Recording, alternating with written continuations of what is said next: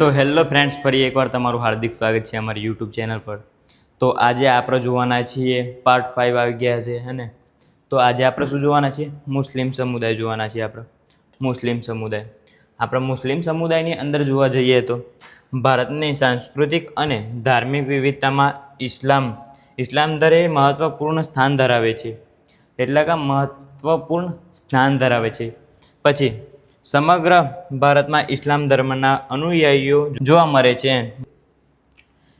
જેઓ એકેશ્વરવાદ મતલબ કે એક જ ભગવાનમાં માનવાવાળા છે. પછી અને પવિત્ર કુરાનની શરીફને ઇસ્લામનું શાબ્દિક સ્વરૂપ ગણે છે. મોહમ્મદ પૈગંબરે સ્થાપેલો આ ધર્મ શાંતિ, પછી ભ્રાતૃભાવ અને સમાનતાના સંદેશ પર આધારિત છે. આ પ્રસ્તુતિમાં આપણે મુસ્લિમ સમુદાયની ધાર્મિક માન્યતાઓ, વિવિધતાઓ, તહેવારો અને પરંપરાઓ વિશે વિસ્તૃત માહિતી મેળવીશું. તો આના વિશે આપણે આગળ જોઈશું. તો જુઓ, પહેલાં તો આપણે વાત કરીએ ઇસ્લામ ધર્મમાં મૂળભૂત માન્યતાઓની અંદર ઇસ્લામ એ એકેશ્વરવાદ ધર્મ છે. મતલબ કે એકેશ્વરવાદ જ છે એમ.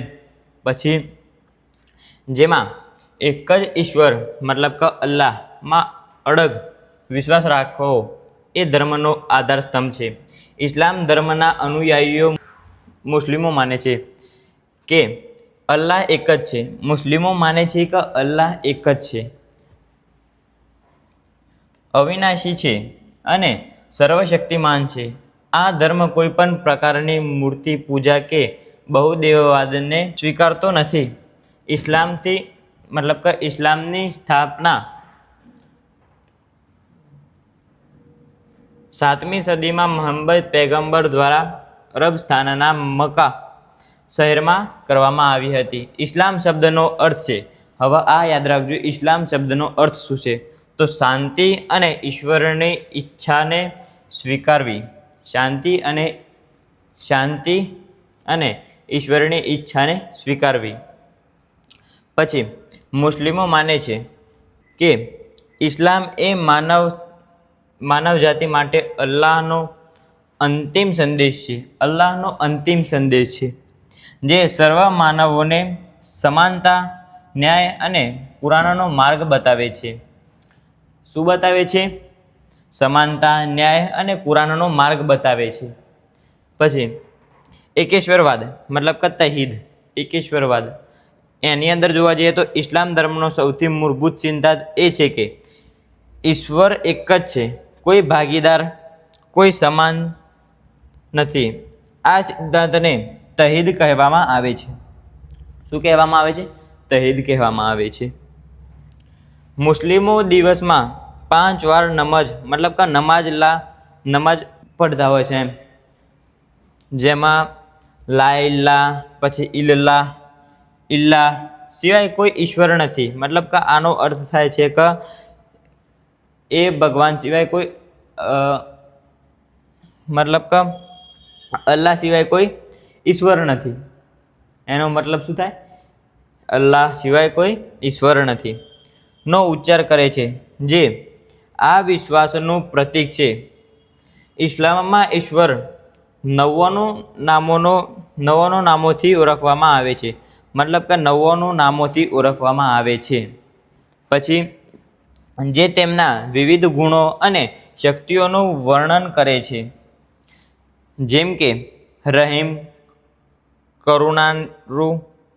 એટલે કે કરુણારું, પછી કરીમ એટલે કે ઉદાર, પછી અલીમ એટલે કે સર્વજ્ઞ વગેરે. પછી એ જ રીતે જુઓ, પહેલાં તો સમાજશાસ્ત્ર એક એવો વિષય છે ને કે ખાલી સમજવાનો જ વિષય છે. હું તમને જાણતી આ સમાજશાસ્ત્ર લીધું ને ત્યારથી હું તમને કીધું હતું, એક શાયરી યાદ હોય તો કઈ શાયરી યાદ છે? યાદ હોય તો બોલો. જે સમજે સમાજને દિલથી અને વિચારથી, એ જ લખે પોતાનું ભવિષ્ય પોતાની મહેનતથી. સાચી વાત ને? તો આપણે સમજવાનું જ છે. કુરાન શરીફ ઈશ્વરનો શબ્દ. કુરાન શરીફ એ ઇસ્લામ ધર્મનું પવિત્ર ધાર્મિક ગ્રંથ છે, જેને ઇસ્લામીમાં ઈશ્વરનો શાબ્દિક સ્વરૂપ માને છે. ઇસ્લામી માન્યતા મુજબ અલ્લાહ બ્રિજરાઈ ફરિશ્તા મારફતે મોહમ્મદ પૈગંબર પર 23 વર્ષના સમયગાળા દરમિયાન આ પવિત્ર ગ્રંથ અવતરિત કર્યા હતો. કુરાન અરબી ભાષામાં લખાયેલ છે અને તેને 114 સૂરો મતલબ કે 114 સૂરા એટલે કે અધ્યાય અને 6236 આયાત એટલે કે શ્લોકો છે. પછી મુસ્લિમો કુરાનને માત્ર ધાર્મિક ગ્રંથ જ નથી પરંતુ જીવન જીવવાની સંપૂર્ણ માર્ગદર્શિકા ગણે છે, જેમાં નીતિ, કાયદો, સમાજશાસ્ત્ર અને આધ્યાત્મિકતાનો સમાવેશ થાય છે. એ જ રીતે આપણે જોઈએ ઇસ્લામના 5 સ્તંભ છે. કયા કયા એ બધા આપણે તમે જોઈ જ શકો છો. અરકાન એ ઇસ્લામ. જો ઇસ્લામ ધર્મમાં 5 મૂળભૂત ધાર્મિક ફરજો જોવા મળે છે, મતલબ કે ફરજો છે, જેને અરકાન એ ઇસ્લામ મતલબ કે ઇસ્લામના સ્તંભ કહેવામાં આવે છે. શું કહેવામાં આવે છે? ઇસ્લામના સ્તંભ કહેવામાં આવે છે. શેને? તો અરકાન એ ઇસ્લામ.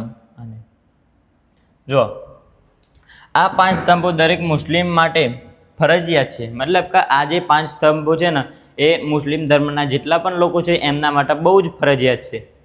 તો જુઓ, અને તે ઇસ્લામી જીવનશૈલીનો આધાર છે, જીવનશૈલીનો એક આધાર છે.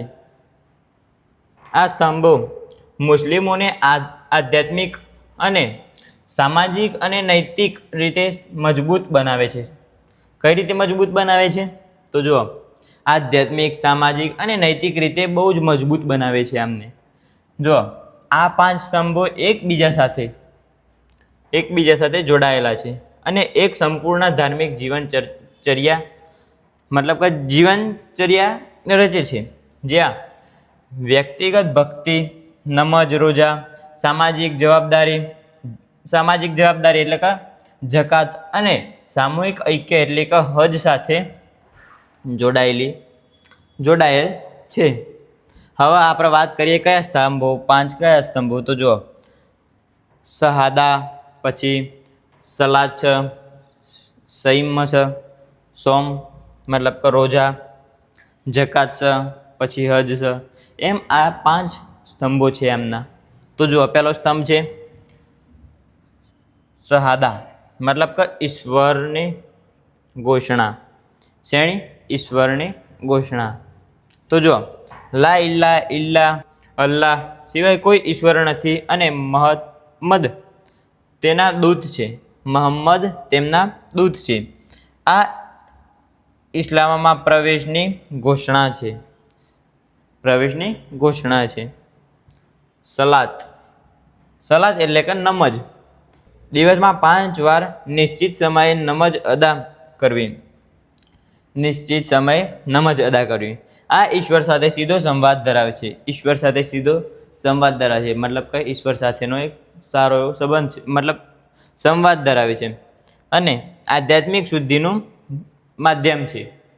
પછી આપણે જોઈએ સોમ મતલબ કે રોજાની વાત કરીએ તો જુઓ, રમજાન મહિનામાં સૂર્યોદયથી સૂર્યાસ્ત સુધી ઉપવાસ કરવો આ આત્માની શુદ્ધિ, પછી ધીરજ અને દયાભાવ વિકસાવે છે. શું વિકસાવે છે? તો આત્માની શુદ્ધિ, ધીરજ અને દયાભાવ વિકસાવે છે. પછી એ જ રીતે આપણે ચોથા સ્તંભની વાત કરીએ તો જકાત એટલે કે ખૈરાત શબ્દ વાપરેલો છે, ખૈરાત. તો જો વાર્ષિક આવકનો નિશ્ચિત ભાગ સામાન્ય રીતે 2.5% ગરીબો અને જરૂરિયાતમંદોને દાનમાં આપવો, મતલબ કે દાન કરે છે એમ. પછી આ સામાજિક ન્યાયનું પ્રતીક છે એમનું. પછી હવે છેલ્લો સ્તંભની વાત કરીએ તો હજ, તીર્થયાત્રા. જીવનમાં ઓછામાં ઓછી એકવાર મક્કાની હજ યાત્રા કરવી. શેની હજ યાત્રા કરવી? તો મક્કાની હજ યાત્રા કરવી. તો શારીરિક અને આર્થિક રીતે સક્ષમ હોય તો આ ઇસ્લામ ધર્મમાં શ્રેષ્ઠ ધાર્મિક ક્રિયા ગણાય છે. એ જ રીતે વાત કરીએ નમજ, તો ઈશ્વર સાથેનો પવિત્ર સંવાદ, ઈશ્વર સાથેનો પવિત્ર સંવાદ. તો જો નમજ સલાત એ ઇસ્લામ ધર્મની સૌથી મહત્વપૂર્ણ ધાર્મિક વિધિ છે. મુસ્લિમો દિવસમાં 5 વાર નિશ્ચિત સમયે નમજ અદા કરે છે. કેટલી વાર? 5 વાર. તો આ 5 સમયે ફજર મતલબ કે સવાર, ફજર એટલે કે સવાર, પછી જુહર, જુહર એટલે કે બપોરે, અને અસર, અસર એટલે કે સાંજે, મગરીબ એટલે કે સૂર્યાસ્ત પછી, મગરીબ એટલે કે સૂર્યાસ્ત પછી, અને ઈશા, ઈશા એટલે કે રાત્રે. નમાજ પહેલાં વજુ, વજુ એટલે કે શુદ્ધિકરણ, વજુ એટલે શું? શુદ્ધિકરણ કરવું ફરજિયાત છે, જેમાં હાથ, ચહેરો, પગ ધોવા અને માથું ભીનું કરવું સામેલ છે. મતલબ કે આ બધું કરવું જરૂરી છે એમના માટે. શું કરવું જરૂરી છે? હાથ, ચહેરો, પગ ધોવા અને માથું ભીનું કરવું, આ એમના જરૂરી છે. નમાજ અરબી ભાષામાં અદા કરવામાં આવે છે. આ યાદ રાખજો, પૂછાઈ પણ શકે પરીક્ષામાં. નમાજ અરબી ભાષામાં અદા કરવામાં આવે છે અને તેમાં કુરાનની આયાતોનું પઠણ, ઈશ્વરની સ્તુતિ અને પ્રાર્થના સામેલ છે. પછી જો નમાજનું મહત્ત્વ, હવે નમાજનું મહત્ત્વ જોઈએ શું છે. તો જો નમાજ માત્ર ધાર્મિક વિધિ નથી, પરંતુ તે મુસ્લિમો માટે ઈશ્વર સાથે સીધો સંવાદ છે. ઈશ્વર સાથે સીધો સંવાદ છે આ નમાજ. તો જો દિવસમાં 5 વાર ઈશ્વરને યાદ કરવાથી મન શાંત રહે છે. શું શાંત રહે છે? મન શાંત રહે છે, અને પાપથી દૂર રહેવાની પ્રેરણા મળે છે, અને જીવનમાં શિસ્ત અને સંયમ આવે છે. ઇસ્લામમાં નમાજને દીનનો સ્તંભ, મતલબ કે દીનનો સ્તંભ કહેવામાં આવે છે. શું કહેવામાં આવે છે? દીનનો સ્તંભ કહેવામાં આવે છે, જે મુસ્લિમના ધાર્મિક જીવનનો ધાર્મિક સ્તંભ છે. શું છે? ધાર્મિક સ્તંભ છે. તો શું જો શુક્રવારની જુમ્મા નમાજ, શુક્રવારની જુમ્મા નમાજ જોઈએ હવે. તો દર અઠવાડિયે શુક્રવારે જુમ્મા નામની વિશેષ સામૂહિક નમાજ અદા કરવામાં આવે છે, જે મસ્જિદમાં ઇમામની આગેવાનીમાં થાય છે. શેમાં? ઇમામની આગેવાનીમાં થાય છે. આ સમયે ઇમામ ખુતબા ધાર્મિક પ્રવચન આપે છે, ધાર્મિક પ્રવચન આપે છે, જેમાં ધાર્મિક શિક્ષણ, નૈતિક મૂલ્યો અને સામાજિક માર્ગદર્શન આપવામાં આવે છે. જુમ્મા નમાજ મુસ્લિમ સમુદાયને એકતા અને ભ્રાતૃભાવનાનું પ્રતીક છે. એકતા અને ભ્રાતૃભાવનાનું એક પ્રતીક છે. તો હવે આપણે વાત કરીએ નમાજની શરતો. તો આની નમાજની શરતો શું શું છે? તો જુઓ, નમાજ અદા કરવા માટે કેટલીક શરતોનું પાલન કરવું જરૂરી છે.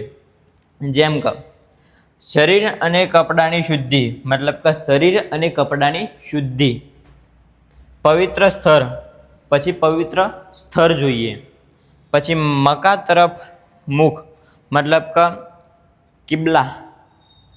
કિબલા રાખવું, અને યોગ્ય નિયમ એટલે કે ઈરાદો, સારો એવો ઈરાદો રાખવો. પછી મહિલાઓ અને પુરુષો અલગ અલગ સ્તરે નમાજ અદા કરે છે. મહિલાઓ અને પુરુષો અલગ અલગ સ્તરે નમાજ અદા કરે છે. પછી બાળકોને 7 વર્ષની ઉંમરથી નમાજ શીખવાડવામાં આવે છે. 7 વર્ષની ઉંમરથી તેમને નમાજ શીખવાડવામાં આવે છે, અને 10 વર્ષની ઉંમરે જ્યારે 10 વર્ષની ઉંમર ના થાય ને ત્યારથી પછી તેમના માટે ફરજિયાત થઈ જાય. તો જુઓ, પછી આપણે રમઝાન અને રોજાની વાત કરીશું હવે આપણે. તો જુઓ, આત્મશુદ્ધિનો પવિત્ર મહિનો, શુદ્ધિનો પવિત્ર મહિનો. તો હવે આપણે જોઈએ રમઝાનનું મહત્ત્વ. પહેલાં તો રમઝાનનું મહત્ત્વ શું છે એ જોઈશું. પહેલાં શું જોઈશું? રમઝાનનું મહત્ત્વ શું છે. તો જુઓ, ઇસ્લામ ધર્મમાં રમઝાન એ સૌથી પવિત્ર મહિનો ગણાય છે. સૌથી પવિત્ર મહિનો ગણાય છે આ ઇસ્લામ ધર્મની અંદર સૌથી પવિત્ર મહિનો હોય તો આ રમઝાનનો મહિનો. તો જુઓ, હિજરી પંચાંગ મુજબ આ નવમો મહિનો છે.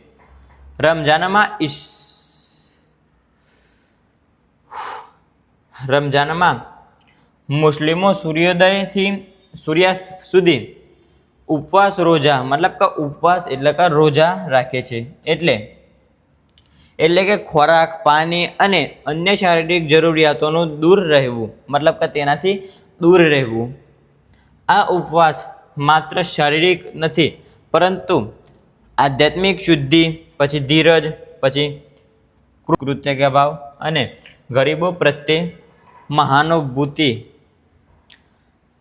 વિકસાવવા માટે. રમઝાનમાં મુસ્લિમો વધુ પ્રમાણમાં કુરાનનું પઠન, પ્રાર્થના અને દાન પુણ્ય કરે છે. રમઝાનની શરૂઆત ચંદ્ર દર્શનથી થાય છે. શેનાથી થાય છે? ચંદ્ર દર્શનથી, જે ઇસ્લામની પંચાંગ મુજબ નક્કી કરવામાં આવે છે. રોજાની વિધિ. હવે રોજાની વિધિ જોઈશું આપણે. શું જોઈશું? રોજાની વિધિ. તો જો, રોજા રાખનાર સવારે શહેરી સવારનો ભોજન લે છે અને સાંજે ઇફતાર ઉપવાસ તોડવાનું ભોજન લે છે. પછી સાથે રોજાનો તોડે છે. ઇફતાર સામાન્ય રીતે ખજૂર અને પાણીથી શરૂ કરવામાં આવે છે. શેનાથી શરૂ કરવામાં આવે છે? તો જુઓ, ખજૂર અને પાણીથી શરૂ કરવામાં આવે છે. કારણ કે મુહમ્મદ પૈગંબરે પણ આ રીતે રોજા તોડ્યા હતા. રોજા દરમિયાન ખોટું બોલવું, ગુસ્સો કરવો, પછી ચુગલી કરવી, આ બધું ટાળવું જરૂરી છે. આ બધું ટાળવું બહુ જરૂરી છે. ગર્ભવતી મહિલાઓ અને વૃદ્ધ લોકોને રોજામાંથી છૂટ આપવામાં આવે છે. કોને છૂટ આપવામાં આવે છે રોજામાંથી? આ યાદ રાખજો. તો જો, ગર્ભવતી મહિલાઓ અને વૃદ્ધ લોકોને રોજામાંથી છૂટી આપવામાં આવે છે. તો જો, રમઝાનની વિશેષતાઓ. હવે રમઝાનની વિશેષતાઓ જોઈશું આપણે. તો જો, પહેલી વિશેષતા શું છે? કુરાન શરીફનું અવતરણ રમઝાનમાં થયું હતું.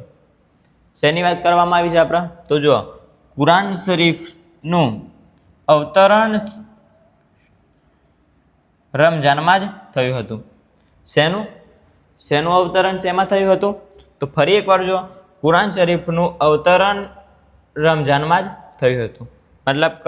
કુરાન શરીફનું અવતરણ કુરાન શરીફનું અવતરણ રમઝાનમાં જ થયું હતું. તો જુઓ, રાત્રે તરાવીહ નામની વિશેષ નમાઝ અદા કરવામાં આવે છે. લૈલતુલ કદર શક્તિની રાત કહેવામાં આવે છે. આ રાત 1000 મહિનાઓથી પણ વધુ પુણ્યદાયી મનાય છે. 1000 મહિનાઓથી પણ વધુ પુણ્યદાયી મનાય છે. બહુ પુણ્યદાયી છે. દાન ખૈરાત આ મહિનામાં વિશેષ રીતે કરવામાં આવે છે. પછી જો, મુસ્લિમો એકબીજા સાથે ઇફતાર કરે છે, જે ભ્રાતૃભાવ વધારે છે. શું વધારે છે? ભ્રાતૃભાવ વધારે છે. પછી જો આપણે રમઝાનના અંતે ઈદ ઉલ ફિત્રનો તહેવાર ઉજવવામાં આવે છે. શેનો તહેવાર ઉજવવામાં આવે છે?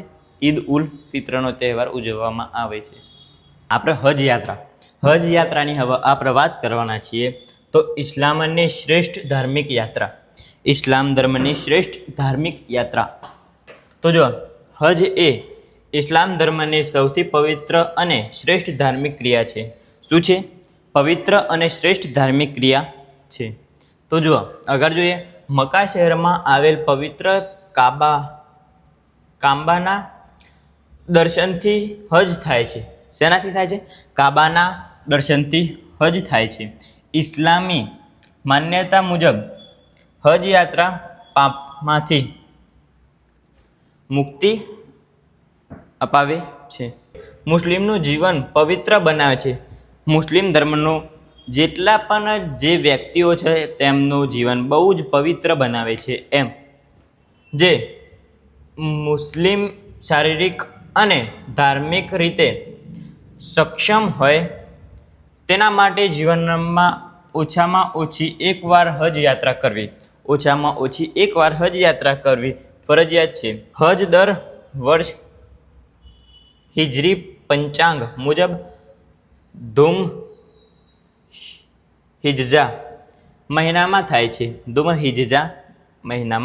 થાય છે.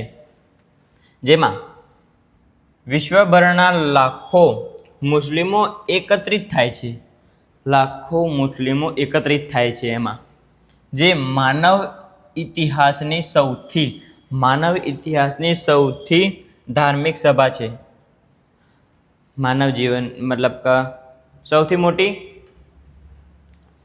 મોટી ધાર્મિક સભા છે એમ. તો જો પહેલાં તો વાત કરીએ ઇહરામની આપણે વાત કરીએ તો જુઓ હજ યાત્રા શરૂ કરતા પહેલાં સફેદ વસ્ત્ર મતલબ કે હજ યાત્રા જ્યારથી શરૂ કરવામાં આવે ને ત્યારે સફેદ વસ્ત્ર મતલબ કે ઇહરામ ધારણ કરવું જે સમાનતાનું પ્રતીક છે. શેનું પ્રતીક છે? સમાનતાનું એક પ્રતીક છે. અમીર ગરીબ વચ્ચે કોઈ ભેદભાવ નથી. અમીર ગરીબ અત્યારે તો બહુ ભેદભાવ છે હે ને, પણ આમાં ભેદભાવ નથી. અત્યારે તો કર્યું છે યાર, શું વાત કરીએ હે ને. અમીર છે તો એનો લોકો આરતી ઉતારે, સાચી વાત ને. અને જો ગરીબ છે એને જો ખાવાનું પણ નસીબ ના હોય, મતલબ કે ભીખ માગતો હોય ને, તો તમે ભીખ ના આપો ને એને પાટું મારો. મતલબ કે એવી દુનિયા થઈ ગઈ છે એમ. બહુ ખરાબ સ્થિતિ થઈ ગઈ છે. તો જુઓ આપણે વાત કરીએ, ટોપિક ઉપર આવીએ.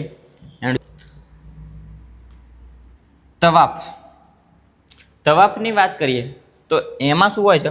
પવિત્ર કાબાની 7 વાર પરિક્રમા કરવી. શું કરવું?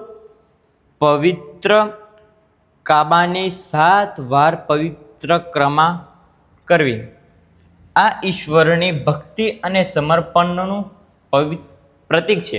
શું છે? પ્રતીક છે. એ જ રીતે સહીની વાત કરીએ તો સફા અને મરવા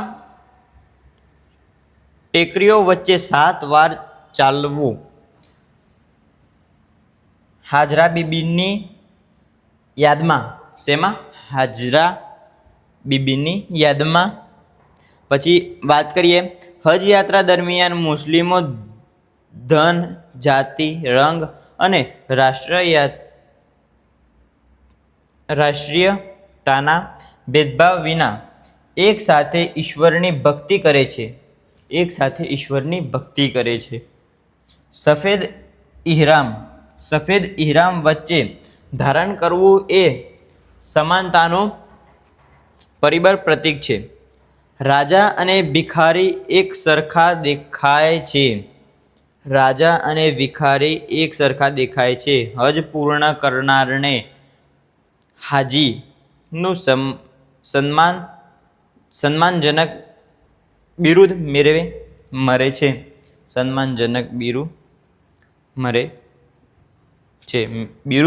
છે.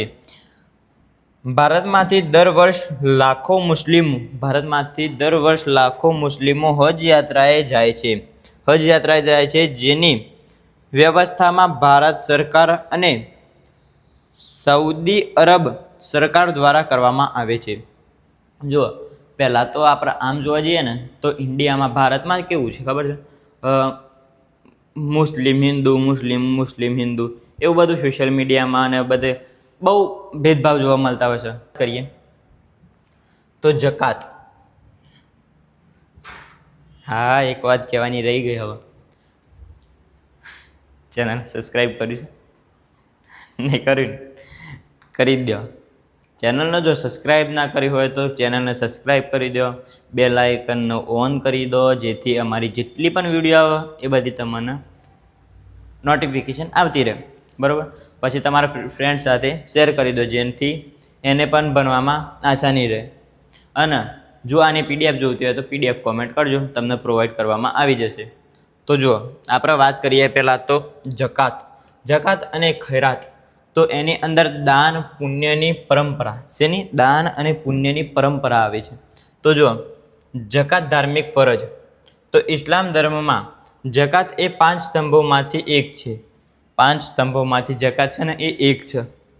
તો દરેક સક્ષમ મુસ્લિમે પોતાની વાર્ષિક આવકનો નિશ્ચિત ભાગ, મતલબ કે સામાન્ય રીતે 2.5% ગરીબો,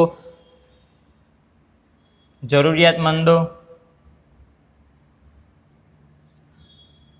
ઋણગ્રસ્ત લોકો અને પ્રત્યેની કૃતજ્ઞતા અને સમાજ પ્રત્યેની જવાબદારીનું પ્રતીક છે. જકાતની ધનિક અને ગરીબ વચ્ચેનો આર્થિક અંતર ઓછું થાય છે અને સામાજિક ન્યાય સ્થાપિત થાય છે. ઇસ્લામમાં જકાત ના આપવું એ મોટું પાપ ગણાય છે. મતલબ કે જકાત ન આપવું એ મોટું પાપ ગણાય છે એમાં, એ ધર્મમાં. ખૈરાત. હવે ખૈરાતની વાત કરીએ તો સ્વૈચ્છિક દાન. તો જો, જકાત ઉપરાંત મુસ્લિમો ખૈરાત, સ્વૈચ્છિક દાન પણ કરે છે. શું કરે છે? સ્વૈચ્છિક દાન પણ કરે છે. ખૈરાત કોઈ ચોક્કસ રકમની ફરજિયાત નથી. વ્યક્તિ પોતાની ઈચ્છા અને શક્તિ મુજબ દાન કરે છે. એમ રમજાન મહિનામાં ખાસ કરીને ખૈરાતનું મહત્વ વધી જાય છે. ઇસ્લામમાં દાન કરવાથી ધન પવિત્ર થાય છે અને ઈશ્વરની કૃપા મળે છે. એનું માનવામાં આવે છે મોહમ્મદ પૈગંબરે દાન ખૈરાતને ઈશ્વરની નજીક જવાનો માર્ગ બતાવ્યો છે. તો હવે વાત કરીએ જકાત કોને અપાય. તો જકાત કોને અપાય? તો એની વાત કરીએ તો ગરીબ અને નિરાધાર લોકોને, પછી જરૂરિયાતમંદ મુસાફરોને, પછી ઋણમાં ડૂબેલા લોકો, પછી ધર્મ પ્રચાર અને શિક્ષણ, ગુલામોની મુક્તિ, અનાથ બાળકો અને વિધવાઓ તેમને પણ આપવું જરૂરી છે. પછી સમાજ સેવા અને ધર્માર્થ કાર્ય. તો આ બધાને જકાત આપીએ તો સારું. એમ જકાત કોને અપાય? તો આ બધા લોકોની જકાત અપાય. તો જો એમ કે પછી જકાત છે ને એ અમીર લોકોને પણ ના આપે. સાચી વાત ને? જેના જોડે નથી એના મળી રહે તો એ સારું, એ વધારે સારું. એમ તો એ જ વાત કરવામાં આવી છે. તો આ બધા લોકોને જકાત મળવું જોઈએ. એમ જકાત એ ઇસ્લામની સામાજિક ન્યાયની વ્યવસ્થા છે. ધનિકો પાસેથી લઈને ગરીબો આપવામાં આવે છે, જેથી સમાજમાં સમાનતા જળવાઈ રહે છે. તો હવે આપણે વાત કરીએ ઇસ્લામી તહેવારો અને ઉજવણી. હવે ઇસ્લામી તહેવારો અને ઉજવણીની વાત કરીશું આપણે. તો મુસ્લિમો હિજરી પંચાંગ મુજબ ધાર્મિક બાબતો, લગ્ન અને ઉત્સવોની ઉજવણી કરે છે. ઇસ્લામમાં અનેક ધાર્મિક તહેવારો છે, જેમાં રમઝાન, ઈદ, મોહર્રમ અને અન્ય ધાર્મિક દિવસોનો સમાવેશ થાય છે. આ તહેવારો મુસ્લિમ સમુદાયની એકતા, ભ્રાતૃભાવ અને ધાર્મિક ભાવનાને વધારે મજબૂત બનાવે છે. શું બનાવે છે? વધારે મજબૂત બનાવે છે. તો ઈદ ઉલ ફિત્ર, પહેલાં તો ઈદ ઉલ ફિત્રની વાત કરીશું આપણા રમઝાન ઈદ. તો જો રમઝાન મહિનાના રોજા પૂરા થયા બાદ ઉજવવામાં આવતો આ તહેવાર ઇસ્લામનો સૌથી ખુશીનો દિવસ છે. આ દિવસ છે ને એ તેમના માટે બહુ ખુશીનો દિવસ છે. આ દિવસે મુસ્લિમો વિશેષ ઈદ નમાઝ અદા કરે છે, નવા કપડાં પહેરે છે, મતલબ કે નવા કપડાં પહેરે છે, જેમ કે આપણે દિવાળીમાં પહેરીએ છીએ ને એમ. મીઠાઈઓ વહેંચે છે અને એકબીજાને ઈદ મુબારક કહીને શુભકામનાઓ પાઠવે છે. આ દિવસે ફિત્રા નામનું વિશેષ દાન પણ આપવામાં આવે છે. ફિત્રા નામનું દાન પણ આપવામાં આવે છે. આ બધું યાદ રાખજો. મોહર્રમ, તો મોહર્રમની વાત કરીએ આપણે. તો જો મોહર્રમથી મુસ્લિમોનું નવું વર્ષ શરૂ થાય છે. તેમનું નવું વર્ષ ચાલુ થાય છે, જે આપણે દિવાળી પછી કહેવામાં આવે છે ને. આમ જોવા જઈએ તો દિવાળી પછી જ નવું વર્ષ કહેવામાં આવે છે ને, જે દિવાળીના આગલા દિન હોય છે ત્યારથી નવું વર્ષ હોય છે. તો આમના આ મોહર્રમ મુસ્લિમોનું નવું વર્ષ શરૂ થાય છે ત્યારથી.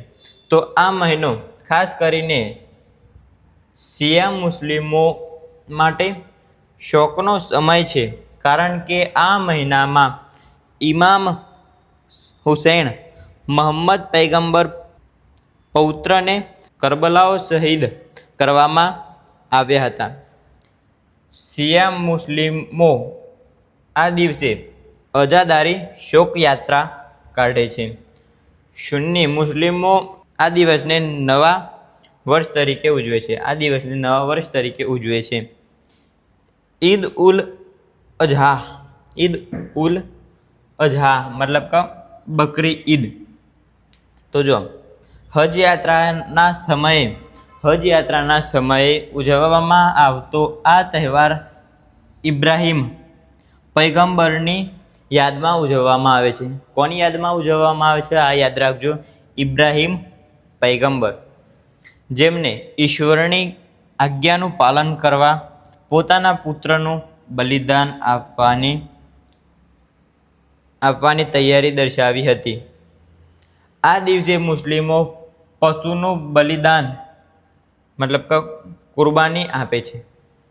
પશુનું બલિદાન મતલબ કે કુરબાની આપે છે અને માંસ ગરીબો, સંબંધીઓ અને પોતાના માટે 3 ભાગમાં વહેંચે છે. આ વ્યવહાર ત્યાગ, ભક્તિ અને ઈશ્વર પ્રત્યેની આજ્ઞાપાલનની ભાવના શીખવે છે. તો હવે જોઈએ મસ્જિદ, ઇમામ અને ધાર્મિક સ્થાન. તો પહેલાં તો જોઈએ મસ્જિદ. તો ઈશ્વરનું ઘર, મસ્જિદ એટલે કે તેમના ઈશ્વરનું ઘર.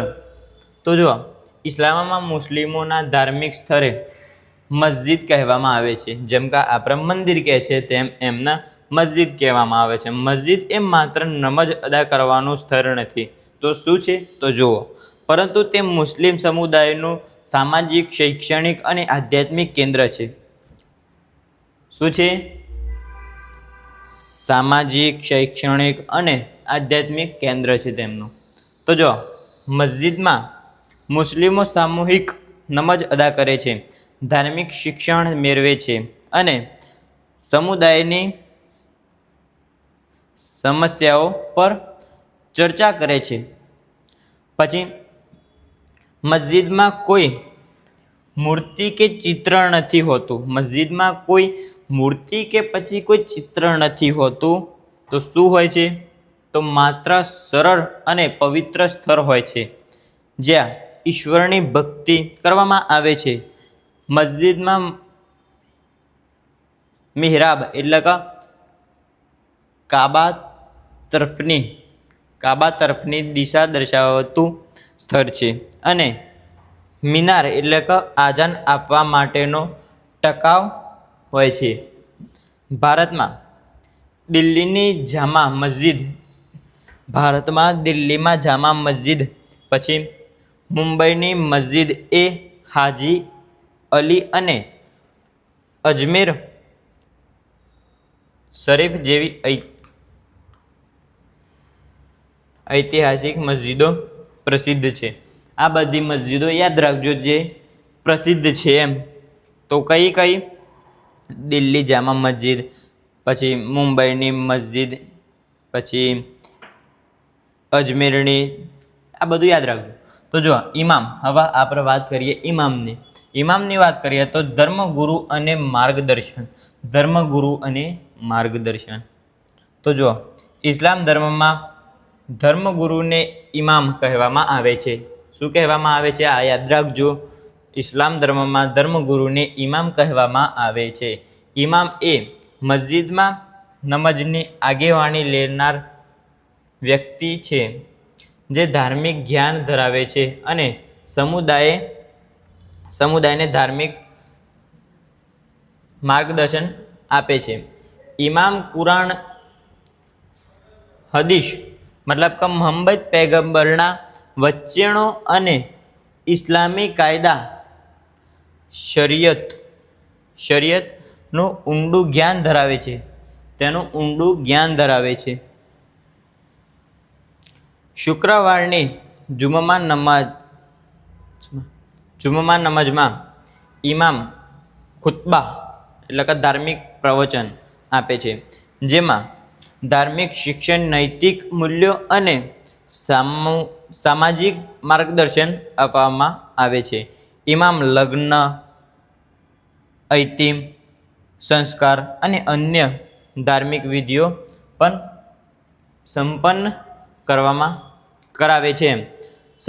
કરાવે છે. પછી આપણે શરીયતની વાત કરીએ તો ઇસ્લામી કાયદાની અંદર જોવા જઈએ તો શરીયત એ ઇસ્લામ ધર્મનો ધાર્મિક કાયદો છે જે કુરાન અને હદીસ પર આધારિત છે. શેના પર આધારિત છે? તો કુરાન અને હદીસ એના પર આધારિત છે. દરેક મુસ્લિમે શરીયતના નિયમોનું પાલન કરવું ફરજિયાત છે. શરીયતમાં વ્યક્તિગત જીવન, પરિવાર, વ્યાપાર, ખોરાક અને સામાજિક વ્યવહાર દરેક ક્ષેત્ર માટે માર્ગદર્શન છે. હલાલ ખોરાક મતલબ કે ઇસ્લામી રીતે તૈયાર કરેલો ખોરાક, ખાવો દારૂ અને જુગારથી દૂર રહેવું, મતલબ કે બધા વ્યસનોથી દૂર રહેવું, આ બધું શરીયતમાં સમાવેશ થાય છે. હવે આપણે વાત કરીએ, આ છેલ્લો ટોપિક હશે, મતલબ કે આ પાર્ટનો પછી આના પછી બીજો પાર્ટ બનાવીશું આપણે. તો જો શિયા તો જો મુખ્ય વિભાગો અને મૃત્યુવિધિ. તો જુઓ પહેલાં તો શિયા અને સુન્ની, તો એની વાત કરીએ આપણે. તો જુઓ મુસ્લિમો મુખ્યત્વે બે ભાગોમાં વિભાજિત છે જે શિયા અને સુન્ની. ભારતમાં સુન્ની મુસ્લિમોની સંખ્યા શિયા કરતાં વધુ છે. આ વિભાગમાં ઐતિહાસિક કારણોસર થયું હતું. મોહમ્મદ પૈગંબરના અવસાન બાદ ઇસ્લામી નેતૃત્વ કોણ સંભાળે તે અંગે મતભેદ થયો હતો. સુન્ની મુસ્લિમો માને છે કે પૈગંબર સાથી અબુ બકર પ્રથમ ખલીફા હતા, જ્યારે શિયા મુસ્લિમો માને છે કે પૈગંબરના જમાઈ મતલબ કે અલી તેમના વારસ હતા. છતાં બંને વિભાગો ઇસ્લામના મૂળભૂત સિદ્ધાંતો એકેશ્વરવાદ, કુરાન, નમાઝ, રોજા અને હજમાં મત છે. બંને વિભાગો એકબીજાને મુસ્લિમ ભાઈ ગણે છે. શું ગણે છે? એકબીજાને મુસ્લિમ ભાઈ ગણે છે. તો જો પછી આ ઉપર જોઈ લે પહેલા દફન વિધિ. હવે દફન વિધિની વાત કરીએ તો અંતિમ સંસ્કાર. તો ઇસ્લામ ધર્મમાં મૃત્યુ બાદ દફન વિધિ કરવામાં આવે છે. મૃત્યુ બાદ શું કરવામાં આવે છે? દફન વિધિ કરવામાં આવે છે. જેમ આપણે લાશને સળગાવવામાં આવે છે ને, મૃતદેહને જમીનમાં દફનાવવામાં આવે છે. અગ્નિદાન દફનની પ્રથા ઇસ્લામમાં નથી. આપણે અગ્નિદાન કરવામાં આવે છે, તો આપણે અગ્નિદાન નથી, આપણે અગ્નિદાન છે, આમના અગ્નિદાન નથી એમ. મૃત્યુ બાદ મૃતદેહને સ્નાન કરવામાં આવે છે. ગુસ્લ એટલે કે સફેદ કપડામાં લપેટવામાં આવે છે. કફન અને ઇમામની આગેવાનીમાં નમાઝ અંતિમ પ્રાર્થના અદા કરવામાં આવે છે. ત્યારબાદ મૃતદેહને દફનાવવામાં આવે છે. ઇસ્લામમાં મૃત્યુને ઇસ્લામ પાસે પાછા ફરવું ગણવામાં આવે છે. મૃતક માટે પ્રાર્થના કરવી અને તેના પરિવારને સહારો આપવો આ ઇસ્લામી પરંપરા છે. તો જો 1.9b વિશ્વભરમાં મુસ્લિમો. ઇસ્લામ વિશ્વનો બીજો સૌથી મોટો ધર્મ.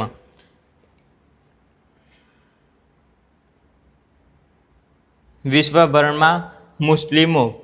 ઇસ્લામ વિશ્વનો બીજો સૌથી મોટો બીજો ધર્મ. 200 મતલબ કે ભારતમાં વિશ્વની ત્રીજી સૌથી મોટી મુસ્લિમ વસ્તી છે. કઈ? ત્રીજી. પછી 5 નમાઝ દિવસમાં, મતલબ કે 5 સ્તંભ આપણે જોયા હતા તે. દરેક મુસ્લિમે દિવસમાં 5 વાર નમાઝ અદા કરવી. પછી 114 સૂરા કુરાનમાં, પવિત્ર કુરાન શરીફમાં 114 અધ્યાયો એટલે કે સૂરા આવેલા છે. પછી ઇસ્લામ ધર્મ શાંતિ, ભ્રાતૃભાવ, સમાનતા અને કુરાનનો સંદેશ આપે છે. ભારતમાં મુસ્લિમ સમુદાય દેશની સાંસ્કૃતિક અને સામાજિક જીવનમાં અભિન્ન ભાગ છે. તો આજનું લેક્ચર આપણે આટલા સુધી હતું. તો બીજું લેક્ચર આપણે જોઈશું નેક્સ્ટ પાર્ટમાં. તો આજનું લેક્ચર આટલા સુધી હતું. તો જો લેક્ચર ગમ્યું હોય તો લાઈક કરી દેજો, શેર કરી દેજો. જો હજુ અમારી ચેનલ પર નવા હોય તો ચેનલને સબસ્ક્રાઈબ ના કરી હોય તો ચેનલને સબસ્ક્રાઈબ કરી દો. બેલ આઇકનનો ઓન કરી દો, જેથી અમારી જેટલી પણ નોટિફિકેશન આવે તે બધી તમારામાં આવતી રહે. જેટલી પણ ઇન્ફોર્મેશન આવે એ બધું તમને ખબર પડતી રહે. તો આટલા સુધી રાખીએ આપણે. Thank you.